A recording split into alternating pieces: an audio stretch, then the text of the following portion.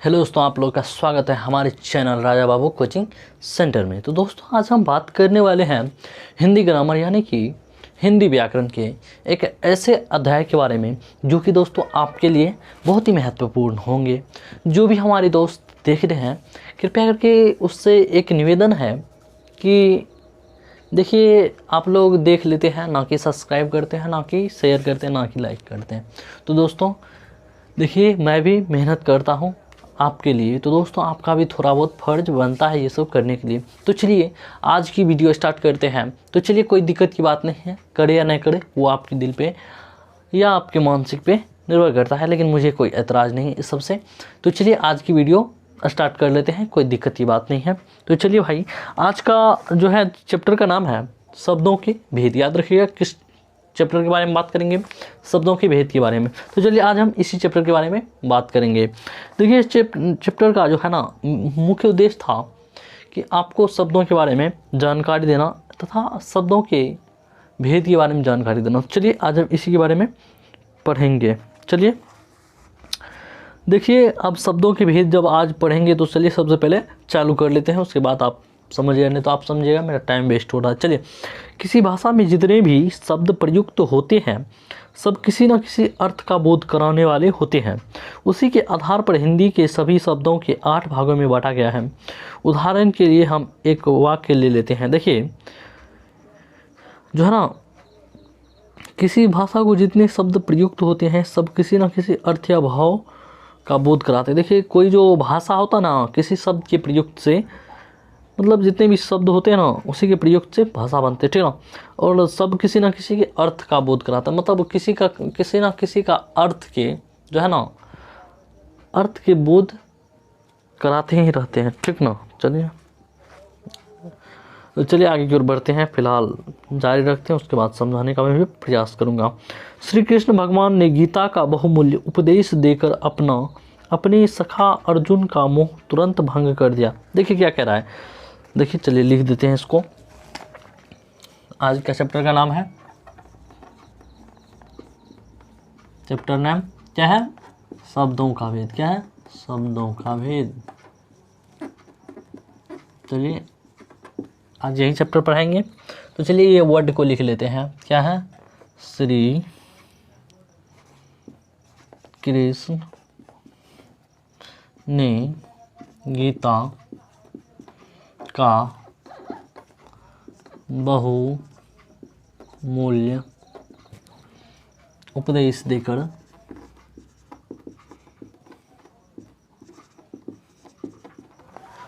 देकर अपने सखा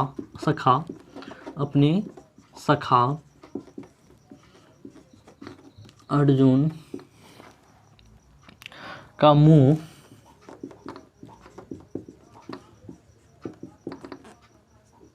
मुंह भंग कर दिया,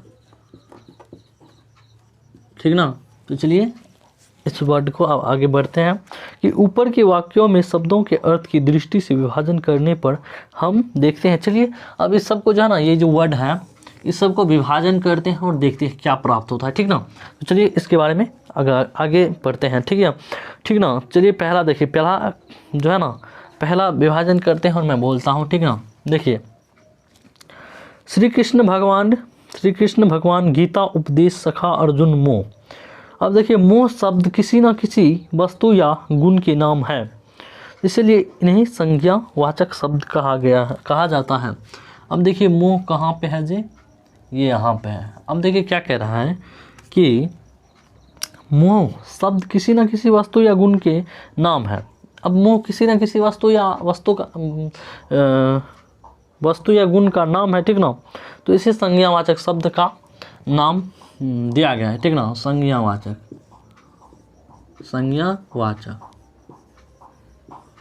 मोह किसी न किसी वस्तु या गुण का नाम है, ठीक ना, या बोध कराता है, ठीक ना। तो इसे संज्ञावाचक में रखा गया है, ठीक ना। अब देखिए दूसरा नंबर, पहला जो है ना, पहला संज्ञावाचक हो गया। अब देखिए दूसरा आपने मैं बता रहा हूँ, अपने यह शब्द श्री कृष्ण के लिए आया है इसलिए इसे सर्वनाम शब्द कहा जाता है, ठीक ना। देखिए अपने, श्री कृष्ण गीता का बहुमूल्य उपदेश देकर अपने जो है ना ये सर्वनाम है, ठीक ना, याद रखिएगा। आगे के बारे में बारीकी से चर्चा करेंगे, ठीक ना। ये सर्वनाम है, क्या है, सर्वनाम है, ये एक सर्वनाम है। यह शब्द श्री कृष्ण के लिए आया है, ये शब्द श्री कृष्ण जी के लिए आया है, ठीक ना।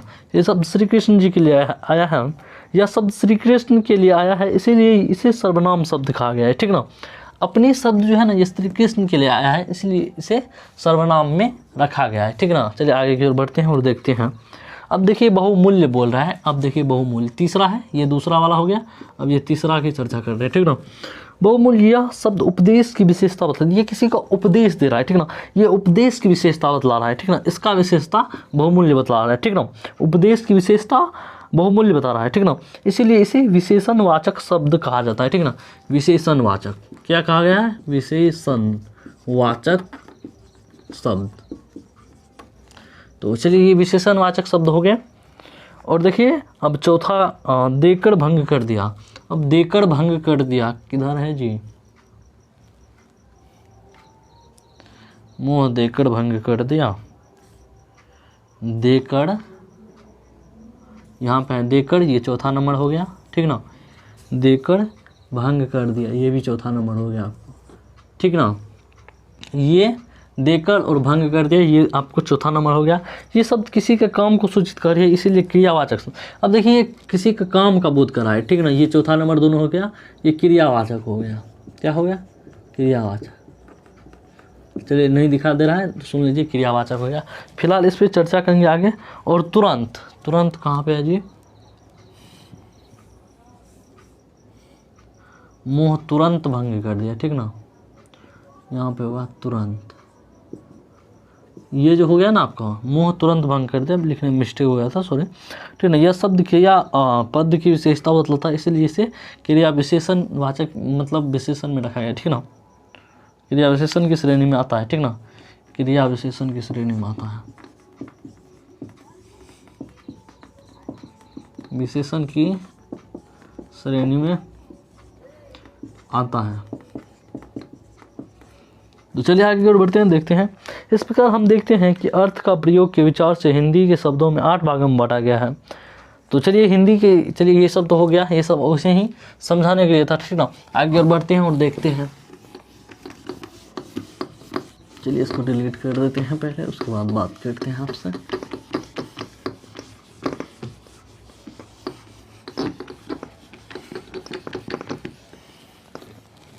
चलिए आगे और बढ़ते हैं और देखते हैं। देखिए इसको 8 भागों में बांटा गया है। शब्दों के अर्थ या प्रयोग के विचार से जो है ना, अर्थ या प्रयोग के विचार से शब्द को 8 भागों में बांटा गया है। अर्थ या प्रयोग के विचार से, अर्थ या प्रयोग के विचार से हिंदी के शब्दों को 8 भागों में बांटा गया है, ठीक ना, याद रखिएगा। हिंदी के शब्दों को 8 भागों में बांटा गया। देखिए अर्थ या प्रयोग, ये क्वेश्चन कई बार जो है ना, कई बोर्ड एग्जाम तथा कोई कंपटीशन के एग्जाम में पूछा गया है कि अर्थ या प्रयोग के विचार से हिंदी शब्द या शब्दों, हिंदी शब्द या हिंदी नहीं भी रहेगा तो शब्द के कितने विचार हैं। दोस्तों इसके 8 विचार हैं, ठीक ना, मतलब 8 भागों में बांटा गया है, 8 विचार जो भी समझिए 8 भागों में बांटा गया है, ठीक ना। तो 8 भागों में बांटा गया है, इसको याद रखिएगा, बांटा गया है। तो चलिए पहला देख लेते हैं। पहला है संज्ञा, दूसरा है सर्वनाम, तीसरा है विशेषण,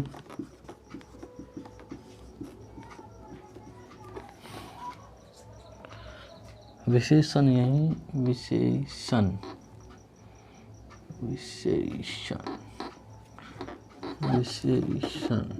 ठीक ना।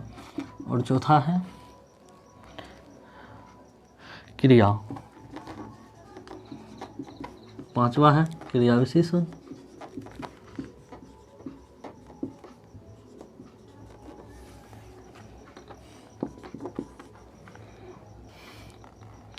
संबंध बोधक। अब ये नहीं है, संबंध बोधक।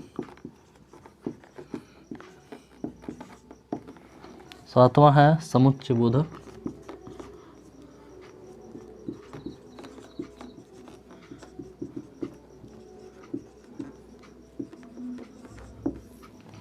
8वां है विस्मयादि बोधक।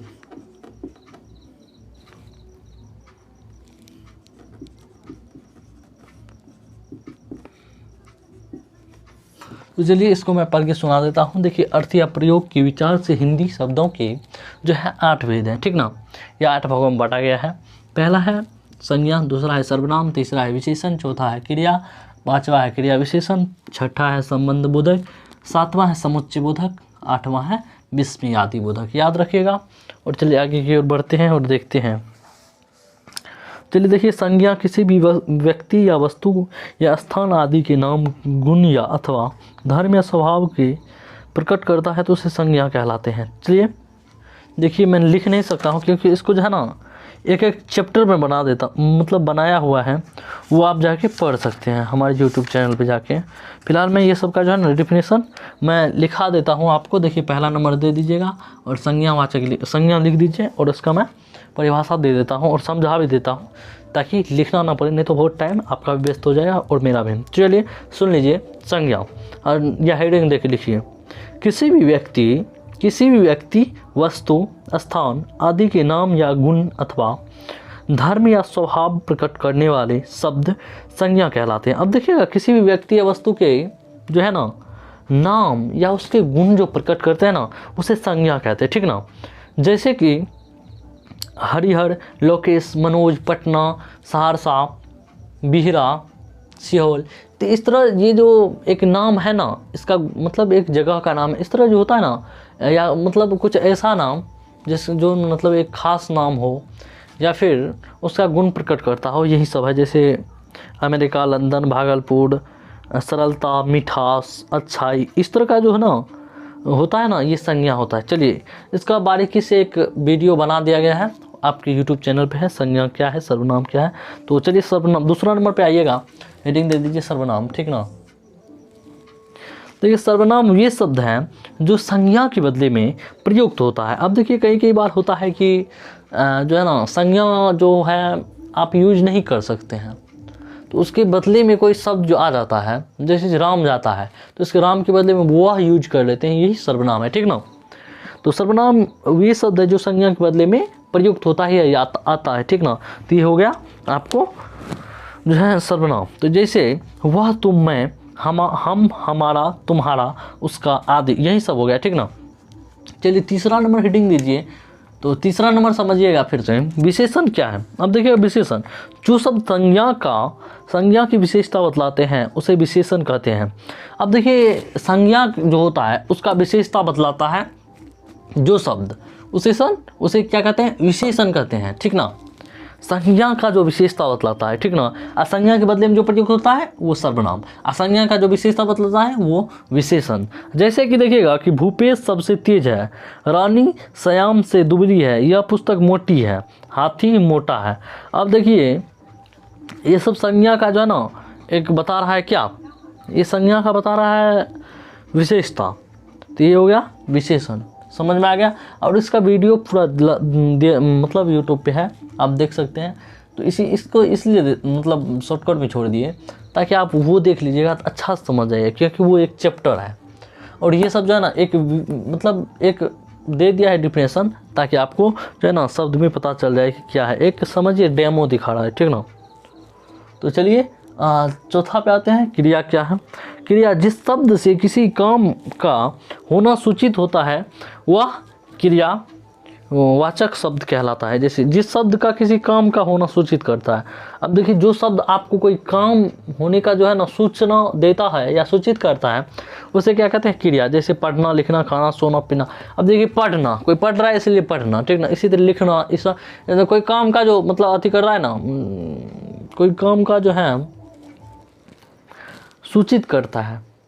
खाना पीना सोना ये एक काम है, तो ये मतलब खाना पीना पढ़ना लिखना ये सब एक काम है, तो इसको सूचित करता है। तो ये शब्द हो गया क्या आपका क्रिया। अब क्रिया विशेषण क्या है? जो शब्द किसी काम का विशेषता बतलाता है। अब जो कोई जिसे कोई काम का प्राप्त चलता है उसे क्रिया कहते हैं। जिससे किसी काम का विशेषता बतलाता है उसे क्या कहते हैं? क्रिया विशेषण।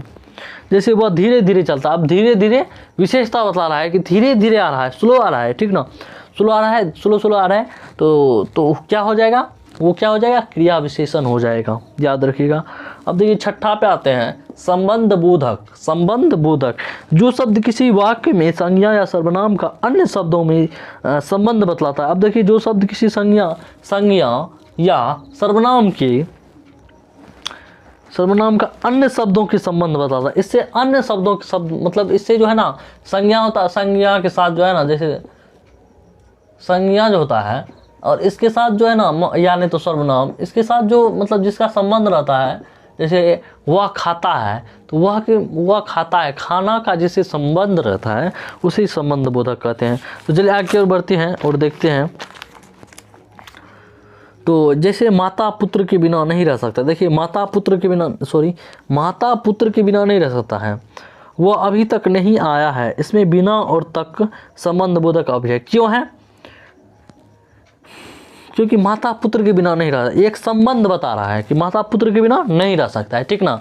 वह धीरे धीरे आ रहा है, तो यही सब हो गया, ये सब क्रिया विशेषण हो गया था। वह धीरे धीरे आ गया। तुम जोर से पढ़ते हो, जोर हो गया इसमें क्रिया विशेषण, क्योंकि जोर एक विशेषता बतला रहा है। किसका बतला रहा है? विशेषता, शब्द या काम का, ठीक ना। चलिए आगे बढ़ते हैं, देखते हैं। ये एक डेमो है, इसका पूरा क्लास आपको मिल जाएगा। समुच्चय बोधक, अब समुच्चय बोधक शब्द पे आ जाता है। शब्दों का वाक्य खंडों को मिलने वाले समुच्चय बोधक अव्यय कहलाते हैं। देखिए शब्दों के वाक्य खंडों को मिलने वाले शब्द को समुच्चय बोधक अव्यय कहते हैं। जैसे हरि और मोहन वहाँ गए थे, मनोज या सरोज आज आवेगा, इनमें तथा या समुद्र। देखिए तथा और या तथा। अब देखिए हरि और मोहन जो है ना वो वहाँ गए थे। हरि और मोहन मिला रहा है, और शब्द किसको मिला? हरि और मोहन, हरि और मोहन। इसमें और जो है ना ये क्या है? ये है आपको संबंध बोधक, ठीक ना। क्यों है? समुच्चय बोधक है, सॉरी छठा पे आ गए थे ना, समुच्चय बोधक है। क्यों है? क्योंकि ये और जो है ना इन दोनों को मिला रहा है, हरि और मोहन को, ठीक ना। चलिए आठवां देखते हैं और लास्ट देखते हैं। आठवां में क्या है? विस्मयादि बोधक। विस्मयादि बोधक जो है ना मन के भाव या हर्ष शोक आश्चर्य का प्रकट करने वाले शब्द को विस्मयादि बोधक अब दिखाते हैं। अब देखिए मन के भाव को जो भी प्रकट करता है, जैसे कोई मर गया, ओह आज उसका डेथ हो गया, इस तरह का जो है ना ये ओह क्या है? मन के भाव है। जैसे हाय मेरा सर्वश्रेष्ठ लूट गया, या हाय मेरा सर्वस्व लूट गया, हाय मेरा सब कुछ लूट गया, ठीक ना। इस तरह हाय क्या हो गया? विस्मयादि बोधक हो गया। तुम कैसे हो, अरे ये जो है ना मन के भाव को प्रकट कर रहा है कि आप बहुत मतलब कुछ होता है ना उस तरह का, मतलब कोई मिलता है अचानक तो कहते हैं अरे तुम कैसे हो यार, इतने दिन बाद मिले हो, तो अरे क्या हो जाएगा? विस्मयादि बोधक हो जाएगा। तो चलिए, तो यही सब था आज के लिए। और चलिए आज का आपको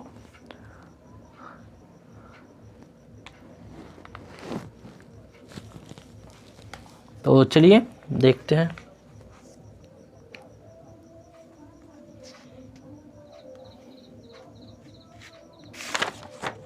तो आज के लिए बस इतना ही, मिलेंगे एक नेक्स्ट वीडियो में। तो शब्द की भेद थे आज किसके विचार से? अर्थ और वाक्य के विचार से। किसके विचार से? अर्थ और वाक्य के विचार से। तो ठीक ना, अर्थ और वाक्य के विचार से पढ़े हैं। और आज ये और फिर पढ़ेंगे कल, और दूसरा कुछ पढ़ेंगे और बताएंगे कल। आज क्यों बताएंगे? आज इसको तैयार कीजिए, या तो कोई बुक है तो देख लीजिएगा। तो वैसे मेरा समझाने का काम था, समझा दिया। आज के लिए बस इतना ही, मिलेंगे एक नेक्स्ट वीडियो में एक नए टॉपिक के साथ, ठीक है ना। तो ये सब इसका चैप्टर दिया हुआ है, आप ये नहीं समझिएगा कि इतना घस घुस दिया है। इसका जो है ना चैप्टर जो है ना सब चीज़ का दिया हुआ है, संज्ञा का, सर्वनाम का, विशेषण का हमारे यूट्यूब चैनल पे वो जब पढ़ लीजिएगा ना तो आप अच्छा से समझ जाइएगा, ठीक ना। तो आज के लिए बस इतना ही। तो मिलेंगे एक नेक्स्ट वीडियो में एक नए टॉपिक के साथ, तब तक के लिए पढ़ते रहिए और क्या। तो चलिए जय हिंद, फिर मिलेंगे नेक्स्ट वीडियो में एक नए टॉपिक के साथ, तब तक के लिए बाय।